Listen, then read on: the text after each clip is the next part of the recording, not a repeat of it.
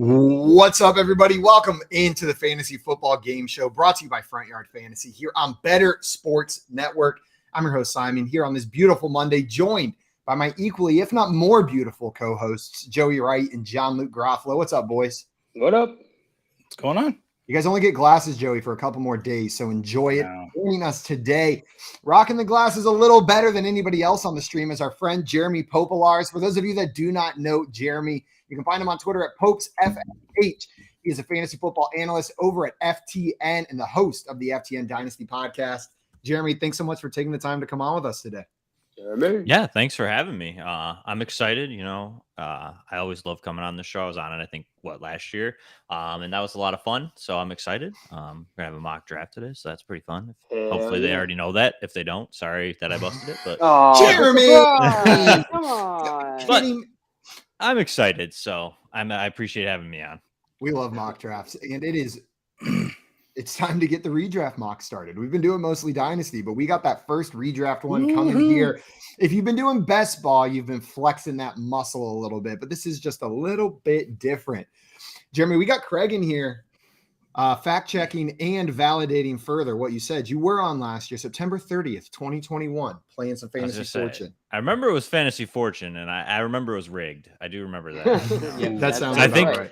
I think JL, I think you won for like the first time ever. Definitely rigged. Yeah, no, I think that was. If I remember correctly, I could be off base, but I do think that was it. Did you ever get your Venmo for throwing it to JL, or did we not send that over? We'll make sure to get that. No, I didn't get that. So, man. We'll make sure we're all squared up after this. We got Dustin in here, says over under 3.5 times. Simon asks someone a question while they are on the clock. Under. Give me the under. You're taking the under? You believe in me? Yeah, I believe in you. 3.5 on Friday is a night high mock. line. What? So 3.5 is a high line. That is a high line, actually. There's 144 picks in this draft. There's 100 and Yeah, I guess I could ask myself a question. We'll see if we get it in there. Tim's taking the over on that one. Easy. It is my specialty. We got Sully in here ready for a mock draft with us. What's up, Sully? Maria in the chat saying hello. Hello, Maria. And Jay saying good afternoon to all the FYFers out there. What's up, Jay? We got Dame in the chat. Hi, beautiful people. Hello, beautiful Dame. Welcome in. And Dustin said this revolving jail filming locations is something. Can't tell if I like it or not. He's on a world tour. World speaking tour. This is my favorite. When JL popped in, I was like, ooh, I like that white brick wall. I was actually thinking of doing a white brick wall instead of the movies again, but But the movies were really hard to turn into bricks. Yeah. So we went with movies. I tried every which way. I tried turning them side and it just didn't look right. We got Cal in here. What's up, Calvin? Says, sup, my guys, and Scampers, our favorite chat cat. What's up, FYF? Welcome in, Scampers. Well, guys, we're going to get into our mock draft here shortly. Swamp jumping in here, who's going to be drafting with us, is at work, and it's so hot. I can't even imagine in New Orleans. It's so hot here.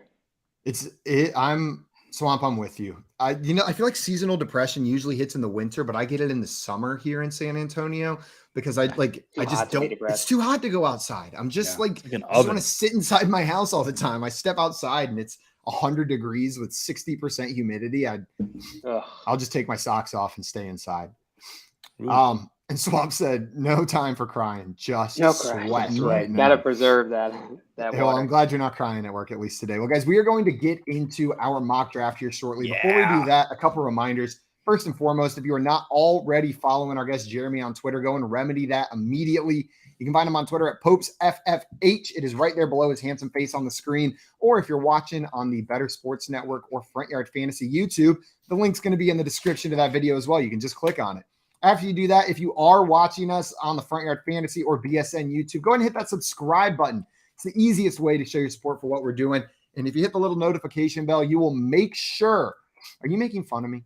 No. Okay, it's fine. I just wanted to check in the middle of it. You'll make sure you never miss us live at 3 p.m. Eastern time. And I hope Scott Fish is in the chat because he asks every single day.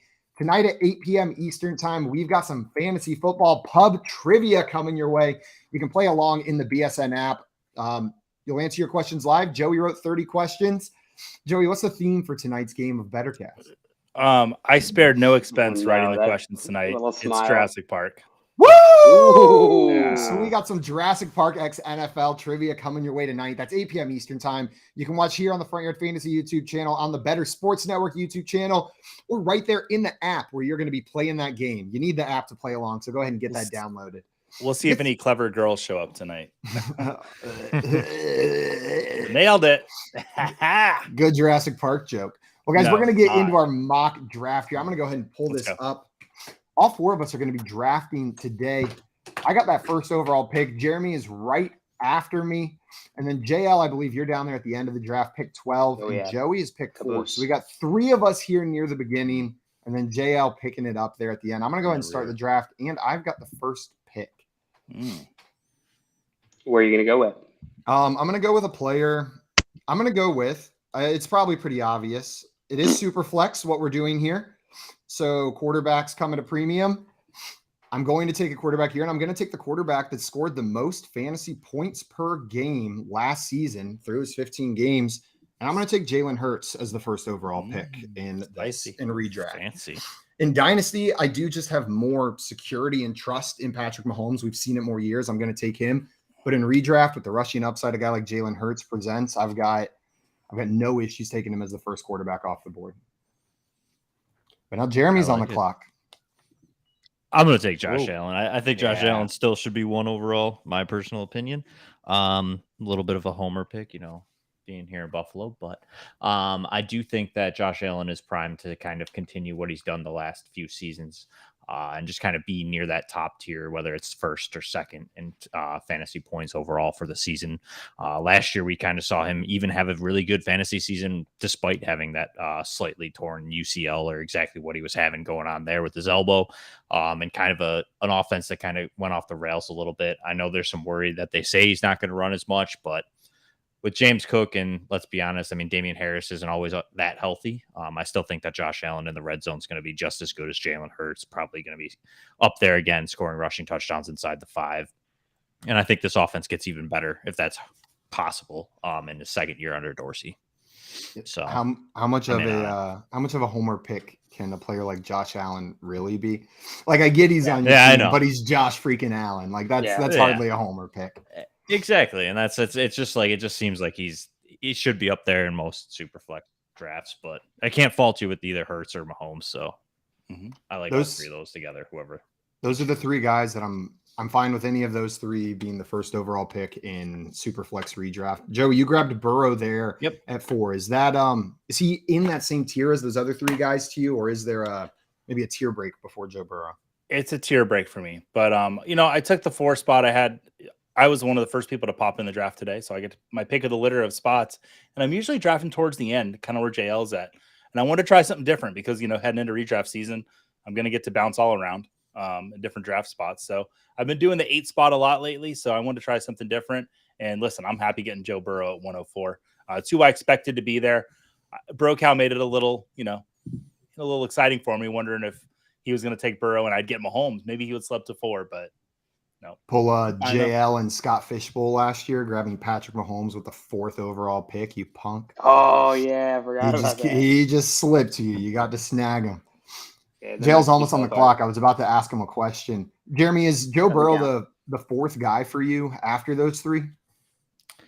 I think so. I was in on it last year too, and I still feel like Lamar Jackson is a guy that like people just constantly overlook as far as like fantasy goes.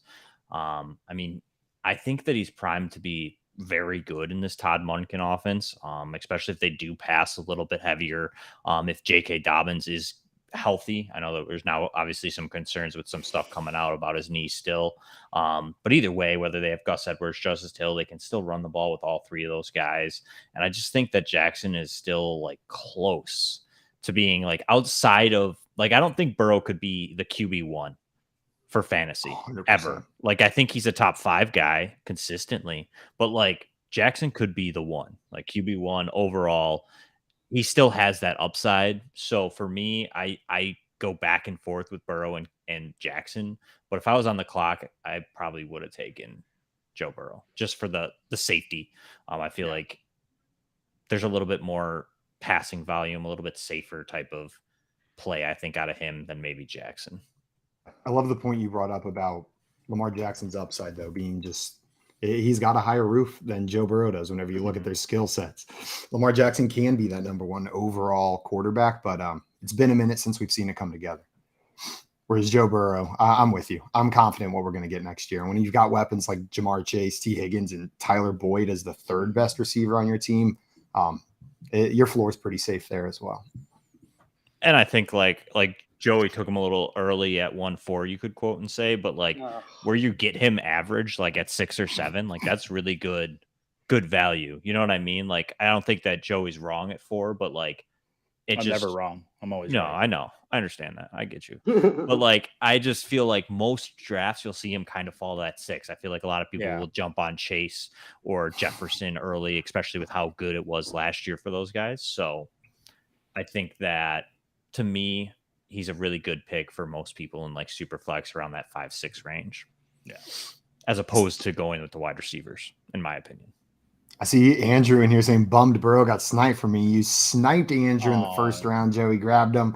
And then people are not happy that I said roof. Andrew Hall said higher ceiling, I almost Simon. called you out on that. And Jake said, I've never heard someone call a player ceiling a roof before. I guess it's the same thing, just on the outside, right? Yeah, he goes through the ceiling. He doesn't. That was even higher. Yeah, like the roof is higher. higher. I mean, technically, that's off the chart. Rushing ups. That's what his rushing adds. It adds the roof. Yeah. With just his passing, he's got a ceiling. Yeah, he's got a roof. Let's try.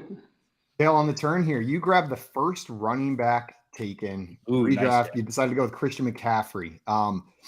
Now, I think in Dynasty, I've seen you go Bijan Robinson as the first running back overall, but I'm guessing redraft just changes that entirely.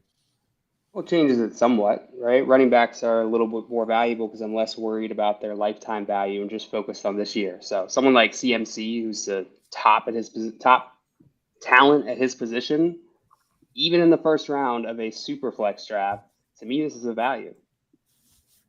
Yeah. You followed it up with a quarterback right after that, Deshaun Watson. Are you expecting that Browns offense to look more cohesive this year? It was pretty rough after week 12 when he came back last season. Yeah, I do expect it to be more cohesive. I mean, they're just going to have more time, right? So that's going in their favor. They're going to have more time working with Deshaun Watson because Deshaun Watson came in towards the end of that last season. So there really wasn't much time for them to build any sort of cohesion or rapport. And I expect that to be improved this year. Joey, there was one non-running back, wide receiver, quarterback taken in the first round. Travis Kelce, getting up there in age, but feels like about as safe as a bet as you can make at any position that he's going to be not just good, but dominant. Are you a first round Kelce drafter in redraft? In redraft, especially outside of Superflex, I think there's a definite argument for him to go number 1 overall. That there's position scarcity with Kelce. He's so much better, even over Andrews. And I love Andrews. I'm about to come on the clock. But in Superflex, I think Shane took him. I think he got a good value. I could see Kelce maybe going 1 or 2 picks earlier, not much earlier than that in Superflex. But I love the pick for Shane. 1 overall for Travis Kelce first overall in a draft, I would be shocked. I don't know. I've seen it happen a lot. That's wild. If it's non-super flex, I can see the logic of doing that. That's what I'm saying. Still not. I'm not pulling the trigger. Give me Justin Jefferson or Christian McCaffrey or somebody like that. We got Andrew down here saying Jeremy sounds exactly like the actor Brian Posehn. Have you ever gotten that, Jeremy? I'll take your word. This is not the first time I've heard this. Really? It's not. That's a little chuckle. There was another show I was on. I believe it was like I-86 Sports, and they had mentioned that. I had no idea who he was, and I had to look it up. And then I got a little chuckle. Do you agree? It kind of does. A little bit. A little bit. Those are the best ones. But I was really hoping Andrews was going to fall to me at 211. So now I don't know what I'm doing. I can try to figure it out. Well, Andrew got that little Baltimore stack with Lamar Jackson and Mark Andrews to start this one out. Looking pretty sweet, Andrew. Yes, love the Ravens stack start, even though this isn't best ball. Yeah, I think this. I don't think that matters as much. I think it is a plus in best ball, but it definitely is not negative here. No. Yeah, whatever. We'll just keep taking Bills. Round 3 is James Cook. It's coming. No. He said, whatever. No, I think it's tough at 211. You know what I mean? Like I was looking at Robinson or Eckler Like Barkley, I like, but like I'll take the stack here, especially because you got like 3-2 coming back around. So I'll take it. And I'm not going to buy the off season not showing up to minicamp BS. You're not buying that? You don't think it's you don't think there's actual fire there? I think he's pissed, but you know, I was PO'd watching their play calling too, so I get it. Do you anticipate? Hopefully it changes. Do you think he'll go into the season being all in, or do you anticipate there being potential rockiness in the first part of the season? I think they'll hash it out. I mean, Josh and Diggs are pretty tight to begin with. Right. I think by the time this all comes out, they'll kind of hash it out. I think he probably didn't love the fact of how they kind of wanted to start running the ball more. I think he wants to be involved. They also really didn't help him out as far as scheming anything, you know, like with the way that Brian Daboll ran the offense, they could scheme him open a lot easier. And where Ken Dorsey was kind of like, we'll just go win this one-on-one for us. And then it was like teams are double, triple covering him in the second half. And it's tough for any receiver to get past that. So on top of that, I think that Josh was a little bit off from where he was years past, where he kind of, especially with that injury. So like not everything was falling right for him with Diggs that way. So I think there was a little bit of just some animosity. So that makes sense. I think that they kind of I think they hash it out enough to kind of, it'll be fine. I think someone from the NFL texted Stephon Diggs and said, hey, it's been a little quiet from you this offseason. Can you stir up some drama? We need a storyline. Like, just come on, man. Do bored. it. Oh, man. It's a little quiet there in Buffalo. James Cook's still sitting there. It might be. Yeah. It might have to be either that or Gabe Davis. Right? I was going to say, I saw Gabe Davis. Where he's going last year, right? No. Just about. No, I'm going to go Nick Chubb. I think I was looking at a running back here, and I was really Josh Jacobs, and then you took him on me, so... But I'll go Nick Chubb. I think there's a big year coming from him.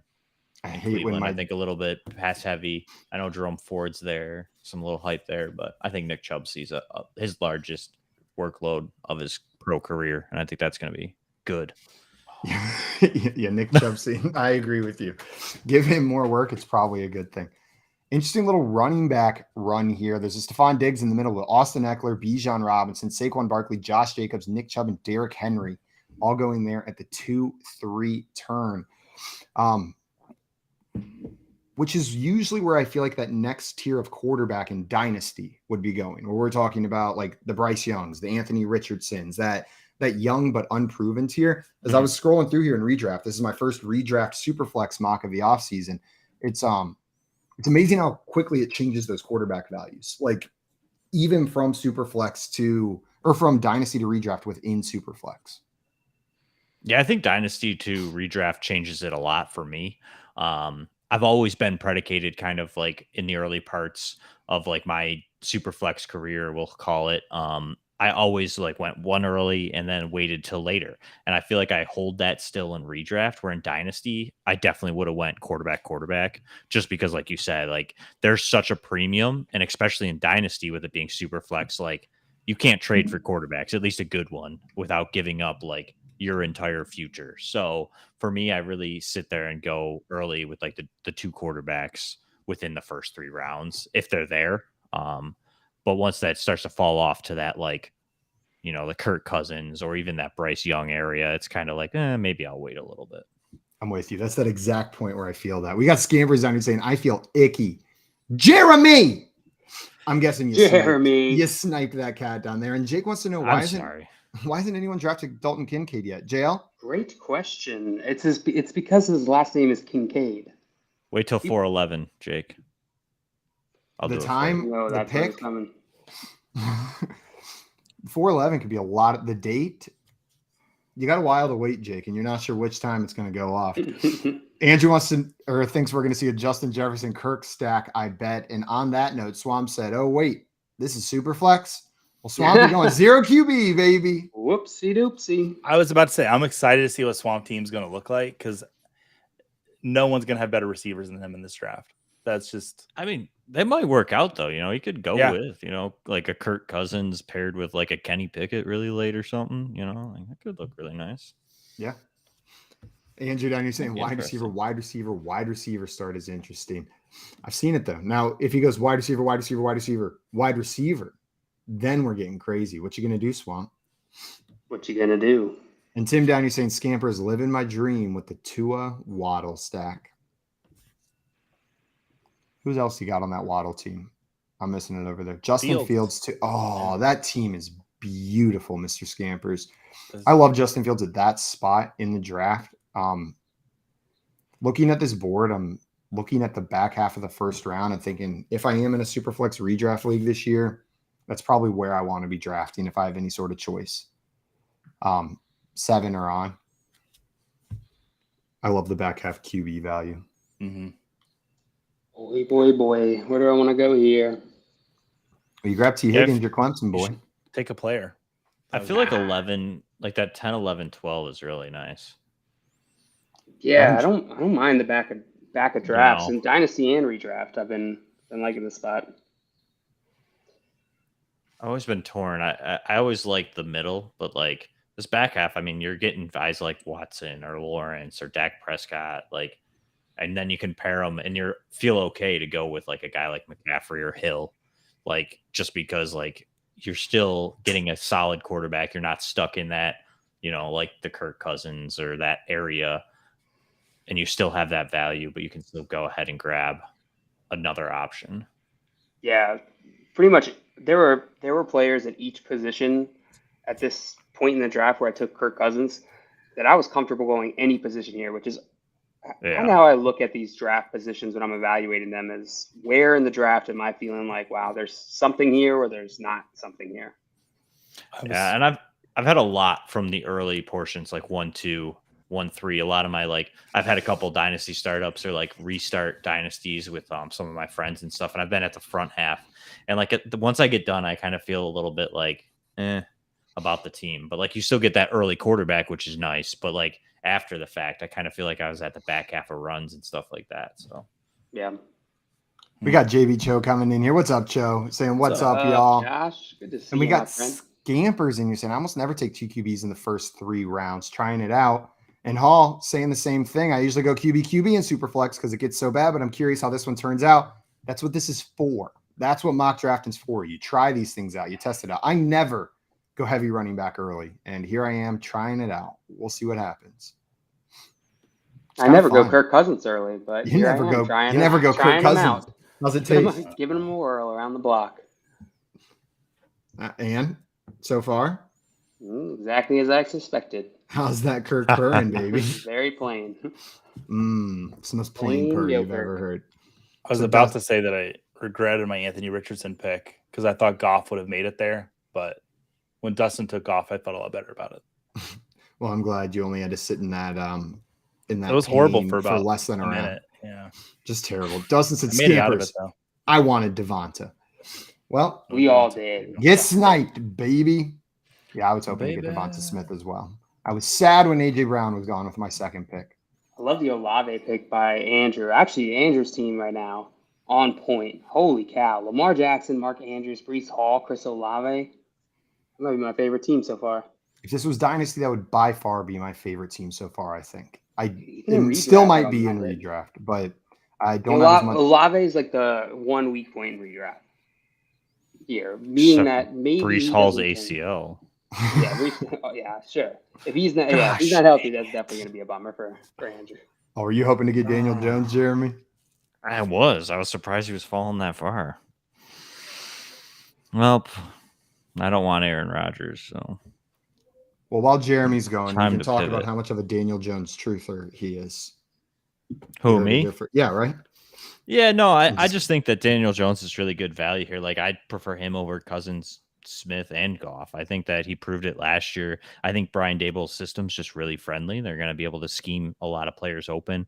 I'm not the biggest guy on Jalen Hyatt, but that's adding a dimension to that team. Wan'Dale Robinson's healthy. Sterling Shepard's back. They've got a lot of, slot receivers, but that's kind of how that offense is predicated, getting the ball out quick and fast to those playmakers. So I think that there's some value there. So if you need me to pause this, let me know. Nope, I'm good. I'll just take Keenan Allen. We got Andrew down here saying drafting for balance, baby. And I like that Keenan Allen pick. But yeah, I just like Daniel Jones a lot. I think that there's a lot of upside. He showed it in that rushing ability. I mean, he's not going to run all over the yard most weeks, but he can when he's asked to. So I think there's a lot of upside in Daniel Jones, especially if you wait on quarterback. Yeah, I like that pick because Daniel Jones, while I'm not crazy about his talent, you're right. Like, the situation there is good. I do believe in Brian Dable and that they'll be able to put at least improve that offense from last year to this year. And so I don't think it really has, for me, has as much to do with Daniel Jones as it does the offense he's in. It's getting better. 100%. I agree. And that's why redraft, I'm all in on him. But like Dynasty, way less. Like, even with the contract, I'm still like, eh. Yeah, but I redraft. I think that he's really good this year. They're going to try and make him work, right? Because they just invested in him, so they're going to try. They're going to try so hard to make that seem like a good move. I am wildly uncomfortable with the team that I'm creating here. Jeremy, you want to switch? Why ETN? Why ETN? Because 2 running backs. Is it because you wanted him? No, I'm just curious. Like, what is your thought process? You already have 2 running backs, and then you went tight end. So to go 3 running backs and then tight end is an interesting decision. Yeah, I'm close to done with running back in this draft at this point. I may not draft a single other running back at this point. We do have to start 2 running backs and 2 flex in this league alongside 3 wide receivers. All of those positions score the same amount of points, right? Like, just because I put a player in the flex or in the running back slot or in the wide receiver slot, they're starters and they score the same. So at this point in the draft, I am still drafting starters into my roster. That's not to say I always draft starters over bench players, but I'm not as concerned about making sure I have that top tier wide receiver there if I think the running back available is going to score significantly more points, which I liked Travis Etienne more than Deebo Samuel, Calvin Ridley, some of these other players sitting there. Just from a who's going to score more points this season perspective. Now, give it next round if a running back sitting there compared to a wide receiver. And even if I have that running back a little bit higher, I might lean wide receiver because I only have so many spots where I can even start running backs. It's kind of like put you into that strategy. Now you're going straight wide receiver value. Right. Now I'm gonna take some high upside wide receivers later in this draft. I'm gonna try to find maybe some falling value, some of the ambiguous situations that we're unsure of how they're going to pan out, and just try to load up where I can get 3 startable wide receivers every week between the next 6 players that I draft. We'll see. Not usually how I do it. I usually go heavy wide receiver at the beginning, then play that game with running backs. I generally feel more comfortable identifying and finding running backs like that on the waiver wire at the end of drafts, but we'll see how it pans out. Yeah, my word. And I think ETN's a big, like, I'm not his biggest fan, but like, I think that he's a big boomer bust type of player. There's some depreciated value, especially in this draft at 412. I feel like a lot of these guys maybe are kind of in that same boat where I am, that I think there's a little bit of concern with Tank Bigsby and just that offense in general, with now added Ridley as well to that offense. So exactly how that's going to pan out for him. Yeah. So for me, like, I'm a guy that's not totally in on ETN. I think that Bigsby steals enough work that makes him kind of like that mid-level RB2, where I think a lot of people think he has that high end upside.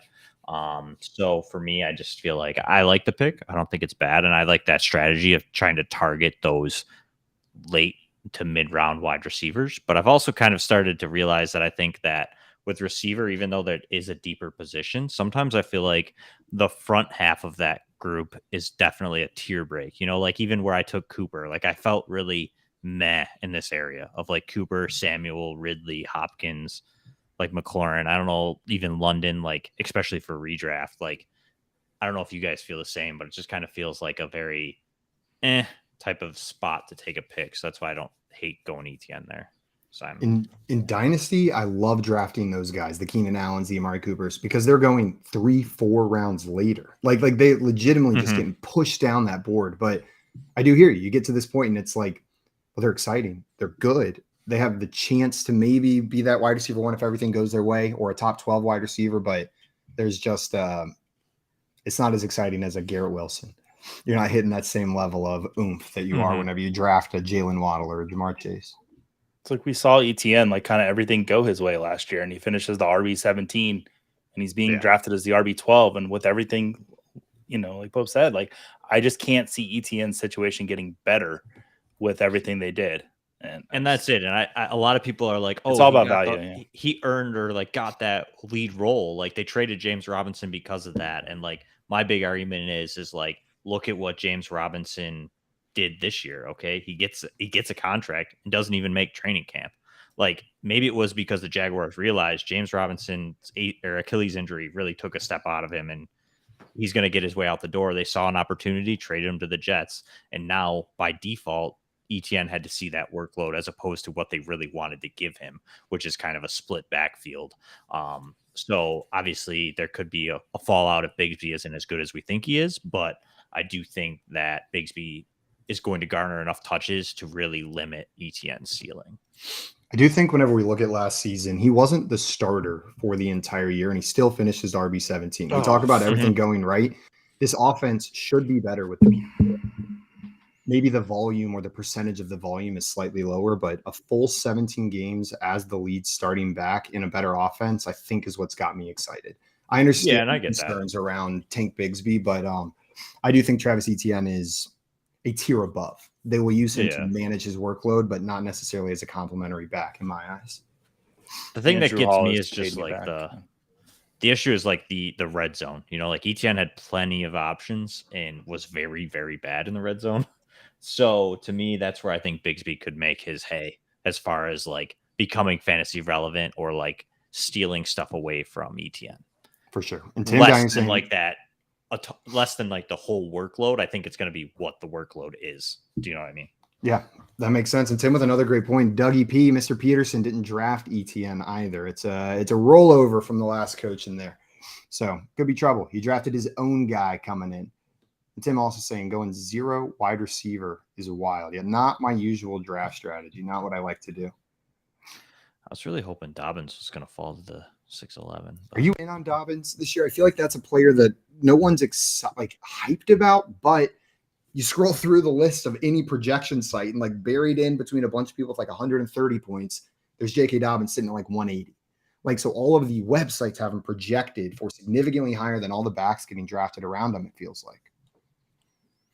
Yeah, I mean, I'm in on going with J.K. Dobbins. I really liked J.K. Dobbins from the beginning of his career. I thought that there was a lot of potential for him being arguably one of the better fantasy assets of that group. I thought that he could be close to that Jonathan Taylor level. So I was really in on J.K. Dobbins and still have been. I think that Todd Monken's going to open up that offense a lot. And obviously a lot predicates on how healthy his knee actually is. But again, on what was clearly a affected gait in his running style, he still managed a very high, what I think it was 5.7 yards per attempt or 5.6, somewhere in there. So for me, he's just a very effective running back as well as a good run blocking system.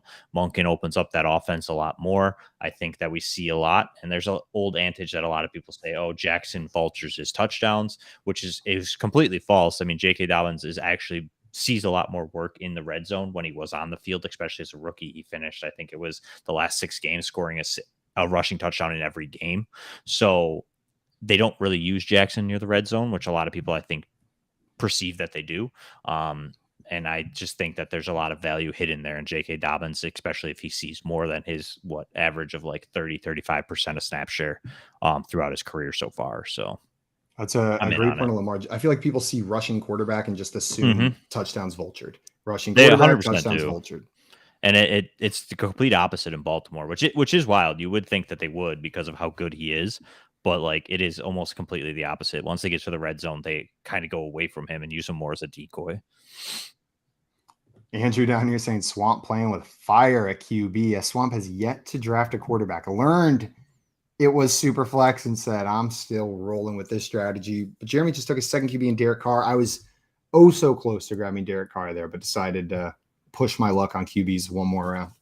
Derek Carr pick is a good one. I was contemplating him previously, even as early as or right after Kirk Cousins. I think that area I could see Derek Carr even creeping up into. So it's a nice pick.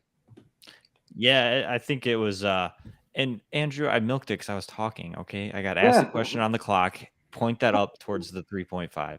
But yeah, I do. I was also going back and forth whether I really wanted to take Derek Carr. So, but I do like Derek Carr. I think of what was left, don't want to risk waiting for 8-11. You know, like there's some other teams that need quarterbacks here. I didn't want to end up with, not that Stafford's overly that bad, but I didn't really want to hold out for Stafford or like Lance or, you know, somebody in that grouping potentially, especially in redraft. I don't know. A team that starts Matthew Stafford could be pretty good, I think.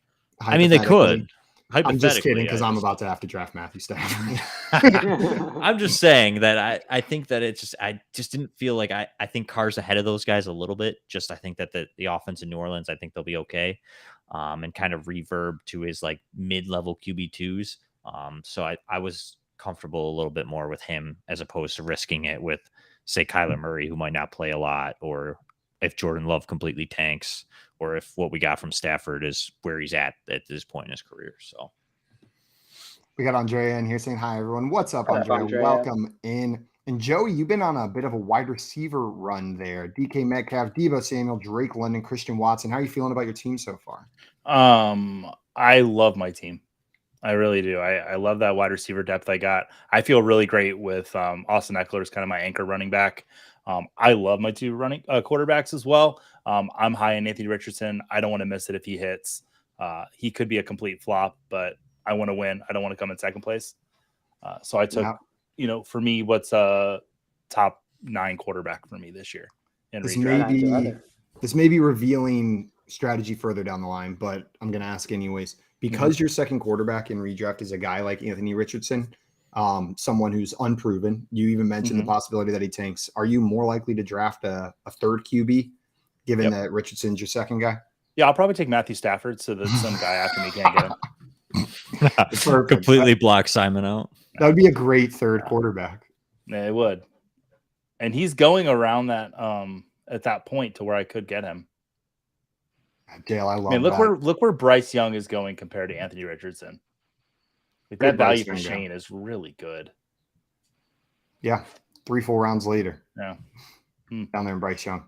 Jeremy, if you had to start one rookie quarterback in redraft this year, all season, which one are you starting?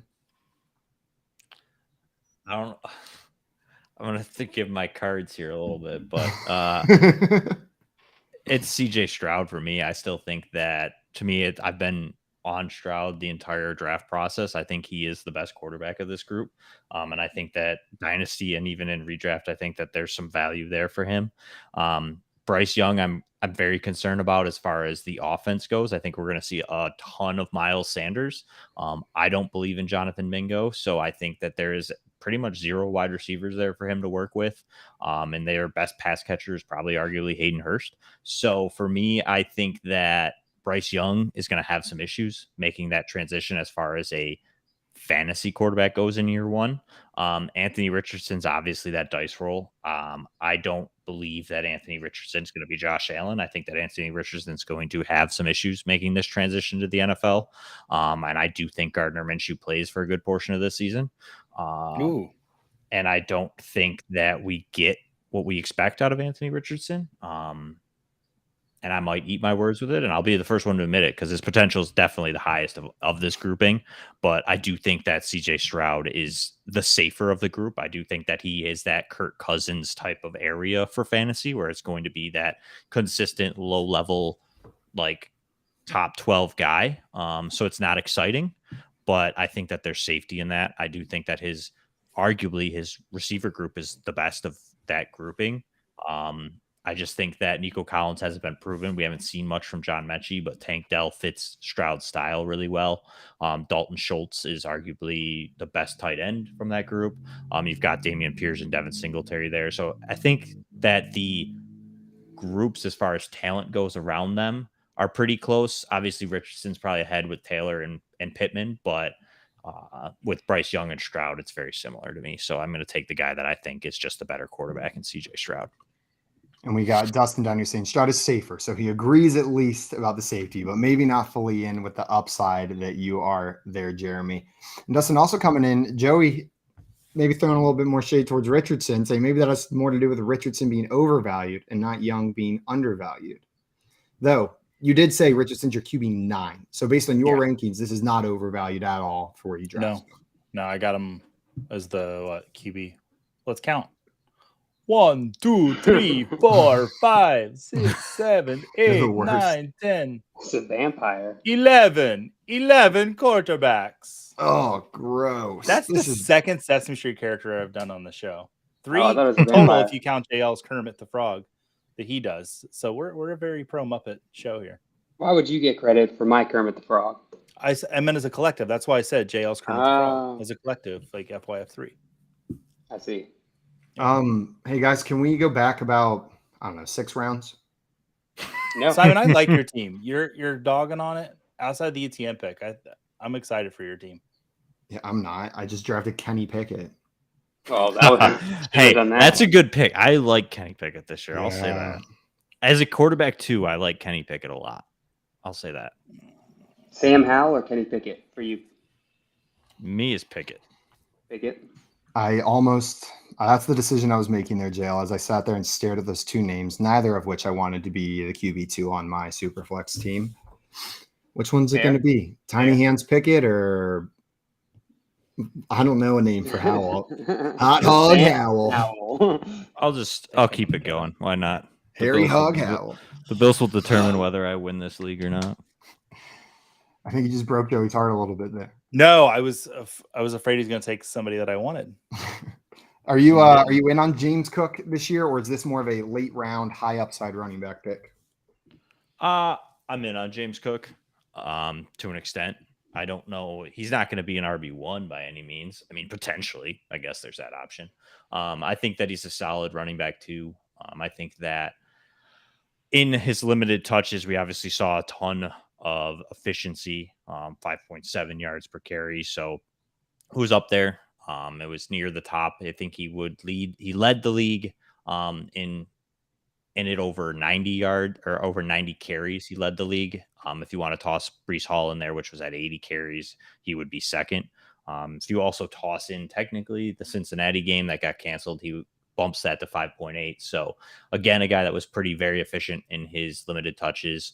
And in the games that he saw over 13 touches in a game, he finished as a top 15 PPR option. So for me, I do think that James Cook has a ton of value. I think he's getting his value depreciated by the signings of Damian Harris and Latavius Murray.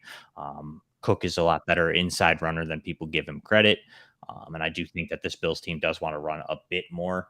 And I think that Cook is going to be that option. I think he sees a majority of the work. Harris will obviously get some of it, but as long as Cook stays true to what he has been in college and what he was in it, limited touches in year one, I think Cook fends off both Harris and Murray. So I'm set. I think that he's a solid running back too, with higher upside than the guys that are around it. Like I would have taken Javonte there, or like maybe Rachaad White, but Javante's obviously that injury still concerns me. And I think Cook has a higher upside than both White and even Montgomery, another guy that just went, that I think is also a good option. Those were kind of the players I was looking at there. So I do lean on the Rachaad White side, but what we saw from James Cook was exciting last year. And I know our friend Tim in the chat has been in on James Cook since he got drafted, just waiting maybe for the full opportunity to showcase what we saw in maybe a smaller sample size last year. Joey grabbed Rachaad White, a player I wanted to draft so bad, but given my team, it didn't quite make sense. Joey, Jeremy Down, you're saying he prefers James Cook. I'm going to go for the other homer take, our Buccaneers fan talking about Rachaad White. Why do you prefer Rachaad White over James Cook? I'd rather have Damian Harris than James Cook. At this point in the draft, when I'm taking a running back, I would rather get the guy that I think is going to be getting the goal line touches, and that's Damian Harris. I don't think James Cook is going to get many of those goal line touches. He didn't last year. I don't see much of that changing. We're 2 seasons away from Damian Harris having 15 touchdowns. And so I think he's going to fill that role for the Bills. It's been one of the most interesting things this offseason is just listening to people that really follow the Bills. I've been listening very closely because I don't really know how to read it. And for me, I just keep going back to Harris on this. So I might change my opinion. I might go Cook later on. But for now, I would just rather have Harris over Cook. Is there any concern of how bad Rachaad White was like per touch last year and how bad that offensive line was? And now you're losing Brady and you're stuck with Trask and Mayfield in general. It's a dog poop team, but I feel like he was the best running back left that I had to choose from. That I got you. I feel like I can get at that point. There's a running back that I really like that Craig will probably take because he's down there somewhere. Yeah, he'll probably take him at some point. But I know I can get him later. So Gotcha. I'm banking on him being there. You're banking on like White being just a pure volume, kind of like the David Montgomery version of what we've had for years. I mean, it's Najee something Harris. similar to what Jamal Williams did last year in Detroit is what Also I might fair. be envisioning. Not at Okay. such a high level, a lower level of that. Yeah, I get that. That's fair. And like I said, they're right there. Like there was a thought of going Rashad White. I was just kind of like, I see a path for Cook being a little bit better. But obviously, like you said, it kind of has to fall right for James Cook. The Cook Damian Harris debate has been, Joe, you mentioned it, but one of my favorite of this offseason because it does seem like one of the most evenly split. And there's a reason. Look at where these guys are getting drafted. So it makes sense with where they're going. Both of their values are suppressed in what is a high value role in one of the best offenses in the NFL. There's going to be value there. Someone's going to be happy. James Cook drafters, Harris drafters. And I think what makes it hard too is like the Bills haven't had a running back like Damian Harris in a long time. You know, like they've kind of always had that James Cook undersized runner, and where Damian Harris gives you a little bit more of that power. So it's kind of like, well, what are we going to get? You know what I mean? So, yeah. We got our friend Emily in here. Oh, sorry, Joey, with a question for us. Wanted to know Jordan Love or Kenny Pickett, going back to some of the QB talk earlier. Joey, would you go with Jordan Love or Kenny Pickett if you were Emily? Before I answer that, please spay and neuter your pets so that we don't have any cats like Scampers ever again in a draft like this. I hope Scampers falls out of his litter box when he's taking a shit today. Samaje Perine. Oh my God, that's your baby. That's the earliest I've seen Samaje Perine go, but I do like that pick. Yeah. I also like the Gibson pick right before it, so I was hoping one of those would fall, but I would rather have Love. I think I'm especially Love from a cat in our draft that would not do those types of things to me on stream. That's the kind of love I'm looking for. But also Jordan Love over Kenny Pickett. Jale, would you go Jordan Love or Kenny Pickett? I'd go Kenny Pickett over Jordan Love. I have not seen enough from Jordan Love. I haven't seen enough from Kenny Pickett either, but I trust Mike Tomlin a little more. I was going to say, I have seen enough from Kenny Pickett, and that's why I'm going Jordan Love. But that's probably unfair based on a small sample size from a rookie quarterback. Where are you going, Jeremy? Kenny Pickett or Jordan Love? I think I'm going to go Kenny Pickett. I think the weapons are a little bit better for Kenny Pickett. Yeah. I think the offense is a lot better. I think that the Green Bay Packers are going to be struggling for most of the year. I think that Pickett can get better. I think that Pickett is not an exciting player, but I do think that he's a solid top 20 quarterback for fantasy this year. I think he gets a little bit better. I think there's better chemistry between him and Deontay Johnson. I think George Pickens gets used a little bit better. I think he improves. Allen Robinson is a really good third wide receiver. I mean, he's not great where he is, but like he's a good third wide receiver. You've got Freiermuth in the middle. You've got Najee Harris. Like there's a lot of stuff going for Kenny Pickett, whereas Jordan Love is another bunch of rookies around him. I mean, Jaden Reed's going to be highly involved. Christian Watson, we really don't know how good he's going to be. We don't know what Romeo Doubs is going to be. We don't know what Tucker Kraft's going to be. I mean, all you know is Aaron Jones and AJ Dillon. Like, what is this offense really going to be with Jordan Love? So I'm going to go with the guy that I think is a little bit safer. I think Love could be a real big like bust, quote unquote, for what he's going to be this year. 100% fair. I've been shocked every time I've seen the sportsbook lines for Love passing yards, for Love MVP odds. They are astronomical. So we got Craig down here saying, I'm doing what I can to not just snipe you each draft, Joey, but then coming in and saying, I left Pirine there because I knew someone else would do the deed. He just had somebody else do the dirty work for him. Going back to my Rashad White pick, it wasn't just Rashad White. There was actually somebody I wanted there instead, and that was Freiermuth. But when I looked at the teams following me, all of them except two had tight ends already. So I felt like Freiermuth or Dalton Schultz would fall to me, so I didn't pull the trigger on tight end there. That was another reason that I took White. Solid reasoning. That's solid reasoning. That's fair. Oh, I did not mean to take Gabriel Davis. Okay. You can back out. There he is. Yeah, you can go back. You can fix it. It's okay. Back it up. Because I want to take Gabe Davis to complete my Bills trifecta. No, I'm just joking. I'm not really going to take him. But I double-clicked George Pickens, and Gabe Davis was right below him. Sorry, that would have just – you can't have I like Gabe the Pickens Davis. pick. Thanks. It's to match my Pickett. Now take Gabe Davis. Yeah, that would be funny if he like retakes Gabe Davis. Yeah, no, I feel better now. I was gonna say I'm looking at this. Maybe Gabe Davis is the pick.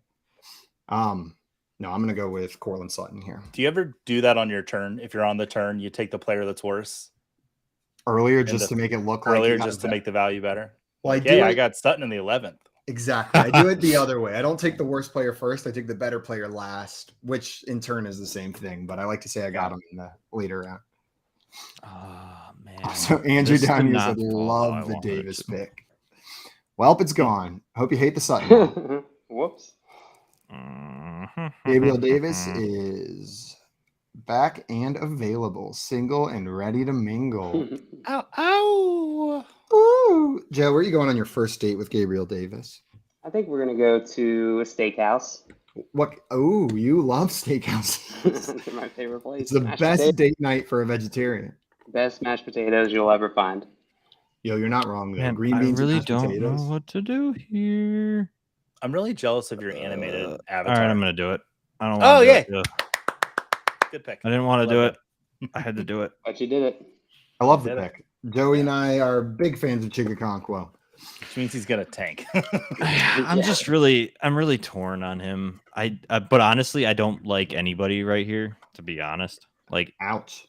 Where I'm looking at, like, with my like ADP, because I didn't pre-plan this with a queue like smart people do. And I was looking at it, and there's other guys I want to take, but I think that I could get them later. So I'm kind of just gonna risk it with Okonkwo. And if he hits, then it's really good. If he busts, I don't really care because it's the 11th round. I don't set up queues because part of the fun of a draft for me is the chaos and tension and the panic. Like I study ahead of time. I prepare. But when that draft hits, I don't want a sheet of paper in front of me. I don't want my players queued up. I want to draft with my heart. Yeah, I was really content on punting tight end. I just again, there's guys that I want later, but I don't want to like draft them in the 11th. So I'll take that. I'll shoot the upside of Okonkwo. If he hits, that's really good. Yeah. And if he doesn't, you can drop him and grab another tight end from the glob of tight ends on the waiver wire. Yeah, and I feel like at the 11th, the rest of my positions are filled, so I'm all right. Mr. Scampers wants to know, what Muppet was that? So, Joey, not sure what this is referring to, but what Muppet was that? That was count. Rolf. Oh, wasn't it the count? When I did it, that was the count, yeah. One. I always forget what comes after that, though. Dude. Also, actually, with the Okonkwo, because they just took him in Njoku, I was thinking David Njoku, but then I was going back to the fact that I already have Nick Chubb and Amari Cooper, and I also have Josh Allen, Diggs, and Cook. That I didn't want to have too many on the same team. I get I don't that. know if you guys do that, but I was kind of thinking like, It depends on the team. Like, Yeah. the Bills, I'll draft infinite Bills. The Texans, like, if we got more than 2 Texans on my team, it's getting risky. Like, then your upside is seriously limited. If it's a low upside offense and you're spreading out all the options across your roster. So the Browns, I think, would fall closer to that category than the Bills category. If you would have taken Debo instead of Cooper, or let's just say that you didn't have the Bills on there, or you took AJ Brown instead of Diggs, it's 2 teams. 1 team I don't mind, but 2, like, I agree with you on that. I feel like Cooper is what really turned me away. It was like having Cooper, like you're really on, like they say they're going to pass more, but it's kind of a low passing volume offense. So it's kind of like Chubb. You're hoping one hits, where if you're trying to get both of them to be productive weekly, I feel like that's a lot. Yeah. The double pass catchers there makes it trickier. Joey, there you go. Yeah, Putting your money I'm where here. your mouth is, grabbing Damian Harris. Yeah, I did. I grabbed him. I was there and I grabbed him. Grabbed him. Mm-hmm. And Gabriel Davis did end up going 2 picks later. Jeremy, as a Bills fan, Gabriel Davis was like wide receiver 5 in the preseason rankings last year, something preposterous like that. Like, it was absurd and was wildly disappointing. But now he's going, double-digit rounds? Do you think he's being undervalued as a fantasy option this year? No, I think he fits where he's probably should be. I kind of was always here. I was not one of those people that thought he was going to explode. I just think, obviously, watching the Bills regularly and quote unquote being tapped in with them, that I'm not, but I just watch them all the time. So, but I do think that he's kind of one of those boomer bust type of guys. The role that they use him in that offense is kind of that field stretcher. So you'll see those games like against Pittsburgh, where he had, I think, like 3 catches for 160 yards and 2 touchdowns. Like, that's kind of his role in this offense. I also do think last year he was missed a lot sometimes by Allen. I think that there were times that he was open and Allen was too locked on other guys. So I do think that there should be a little bit of like positive regression, we'll say, with him. I think he's going to be kind of where he was and kind of where he's always been, with that mid-level wide receiver 3, kind of with a high upside weekly. But I do think that where he's going now seems fair around guys like Pickens, Johnson. Maybe this round, maybe in 11, he's a little bit better. Maybe a little bit later, but like you're talking the same role as like the Batemans or the Flowers or Johnston that we expect to be. Like, you're kind of in that boomer bust type of wide receiver. So where you're getting him here, I think that this is perfect for him. Much higher, I'd probably be out still. Jill, I love your running back turn here at the end. Some high upside, but serious question mark players. Kendre Miller, probably the one I'm a little bit more excited about, but there was some hype around Rashad Penny prior to DeAndre Swift showing up in town. Yeah, there was. The Rashad Penny one was more to get a reaction out of you than it was to was for my team. But out of all the running backs on the board, I think that is a good move for my team at this point. I need high upside depth at the running back position since I waited in those middle rounds and didn't go running back. So yeah, Kendre Miller and Rashad Penny are both high risk, high upside for different reasons. But I like them both.